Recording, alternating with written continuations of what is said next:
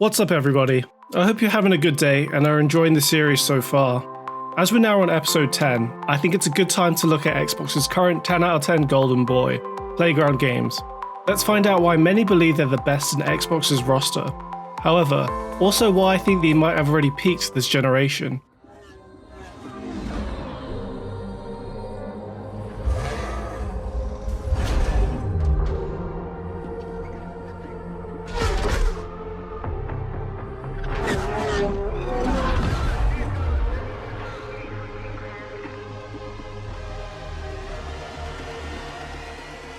Announced in November 2009, Playground Games was founded by Gavin Rayburn, Trevor Williams and Ralph Fulton. It's a British video game developer that's based in Leamington Spa and is known for developing the Forza Horizon series, an excellent spin-off to the larger Forza Motorsport franchise that many believe has been surpassed by recent Horizon games.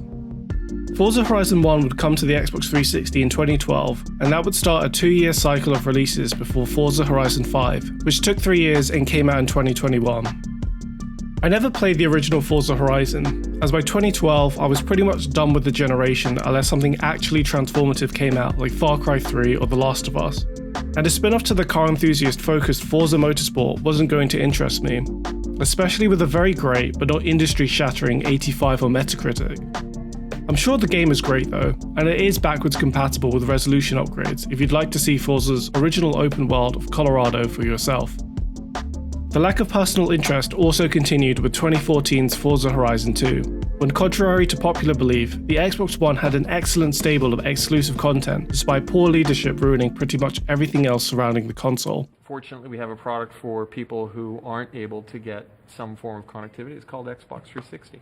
Right. Connect is in. You're going to be able to use that for voice commands, for gesture, in conjunction with the controller, right, in conjunction with smart glass. Mm-hmm. That's huge as a creator. You want things that really use real-world inputs. Yeah. Other players, the complexity of servers where there's tons of data, and it's changing your experience. I just didn't have time to look elsewhere when I was thoroughly enjoying games like Titanfall and Sunset Overdrive. Although I do remember at the time thinking how weird it was that Forza Horizon 2 came out to both Xbox 360 and Xbox One. A first-party developer releasing a cross-generation game just wasn't a thing that happened in the industry back then. How times have changed. However, although I didn't play the base game, which got a commendable 86 on Metacritic, I did play the free Fast and Furious crossover DLC that took place in the game's map of Southern Europe.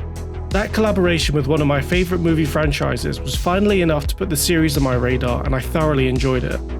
Yet it wouldn't be until 2016's Forza Horizon 3 before I really delved into the series, and even then, this was only because I wanted to play something in native 4K on the newly released Xbox One X in 2017. I'm glad I did though. Forza Horizon 3's Australian open world was a graphical spectacle that really showed off the Xbox One. It helped to destroy the narrative that you couldn't get a good looking game on Xbox anymore. A big win for Phil Spencer and the Xbox brand, which was finally starting to build some momentum in the eyes of gamers in 2017. The game absolutely deserves its 91 on Metacritic, and this consistent increase in quality between the first 3 games was why Playground Games felt comfortable opening a second studio in February 2017.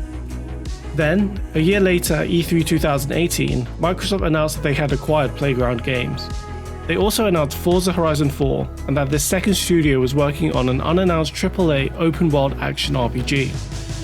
Out of all the acquisitions Xbox announced in 2018, Playground Games was the no-brainer. They had proven their pedigree with every Horizon release, and this was once again seen with their first game as part of Xbox Game Studios in Forza Horizon 4. Finally, Playground Games set this in their home country of the UK, and once again upped the quality, which was reflected on Metacritic with a 92. Yet with all this critical acclaim, the Horizon franchise still hadn't ascended to that next level regarding sales. This changed with the most recent iteration. Forza Horizon 5 was released in late 2021, but before the game's release, over 1.2 million players had accessed the game by buying either the Premium Edition or the Premium Add-ons bundle through Xbox Game Pass. The game also reached number 1 on the Steam weekly charts, and had more than 4.5 million people play the game in less than 24 hours after launch. This was 3 times more concurrent players than Forza Horizon 4. The game attracted more than 20 million players 7 months after its initial release, won 3 times at the Game Developer Awards, won Racing Game of the Year at the DICE Awards, and won IGN's 2021 Game of the Year. So where do we stand now? There's no point in even asking if I'm confident in Playground Games as a first-party developer that rivals others within Xbox Game Studios and even PlayStation's best. They've already proven with Forza Horizon 5 that they can have both worldwide critical acclaim and help to dramatically increase the number of Game Pass subscribers. It would take an extraordinary set of unfortunate circumstances for Playground Games to fall from the pedestal they're deservedly on, and be mentioned in the same vein as disappointments like 343.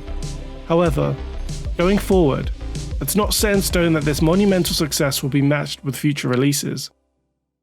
Regarding their non-racing game in development, we found at E3 2020 that this would be a reboot of Fable, and once again was one of those bad CGI trailers that tells us nothing about the game. This would have been fine if it was only a year or so before we saw anything new, but we're now past what would have been E3 2022, and we still haven't seen a second of gameplay. All we know is that it's definitely not coming out by summer 2023, and that they're naturally having a bit of trouble adapting the Forza engine to work with a third-person RPG. I'm confident that whenever it does come out, it will be a great game.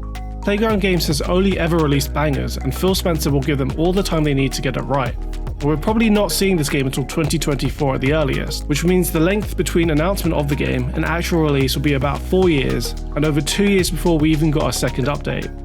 That's too long, and even if it's not the case, it certainly gives the perception that development is troubled. Finally, even after this long media cycle, I would still temper expectations for the eventual release. It'll be Playground's first non-racing game that has to tread a fine balance between the old Fable whilst modernising it for a new audience. It will be great off Playground's talent alone, but I'd expect a Metacritic score more in line with the first couple of Forza Horizons than Forza Horizon 5.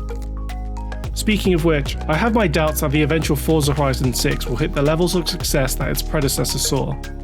Forza Horizon 5 had the benefit of essentially being the first AAA game to hit next-gen Xbox consoles from an Xbox developer. This meant not only was there far less competition than whatever Forza Horizon 6 will see, but it will also be impossible for Xbox gamers to be as wowed by the graphical spectacle of the next Horizon open world, even if this time it will be next-gen only.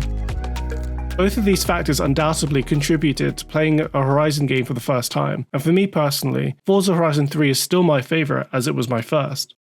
The series' missions, progression, and tone are so similar from game to game that it's impossible to fully capture that magical Horizon experience for the next one, as you've already done it.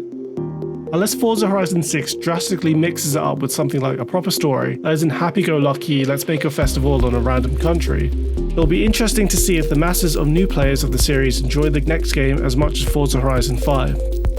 I certainly didn't with 4, and that even had the exclusive advantage of taking place in my home country. Finally, in January 2022, it was reported that co-founder and studio director Gavin Rayburn left Playground Games, while GM Trevor Williams replaced him as studio head. As both were founders, I'm skeptical that this will have any true negative impact, but you never know how much a company's culture can change when top leadership does. And with all these factors combined, I'm very confident that Playground Games will continue to make great games that easily places them in the top tier of Xbox developers, perhaps even the best. I just find it hard to see that they'll hit that same industry-defining level of success that they saw in late 2021 for the rest of the generation.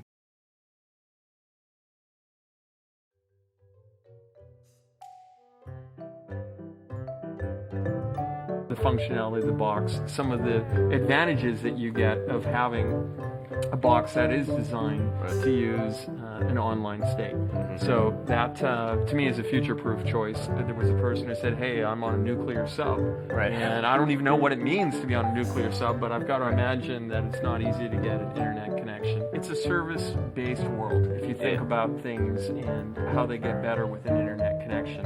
When game designers were building products a decade ago, they would think that the majority of their focus was on a single-player experience. Right. Then they started thinking about competition inside of the living room. So what we know right now is the majority of people spend a lot of time with multiplayer games. I think people are imagining outcomes that are worse than what we believe it's going to be in the real world. Right. So we designed the box, we paid attention to what it means to connect to the internet. The average internet connection is working the majority of the day. We did a lot of testing, a lot of consumer research, and I think we made a good choice. And I think in the long run, we'll build a global leading product that people are going to love and embrace.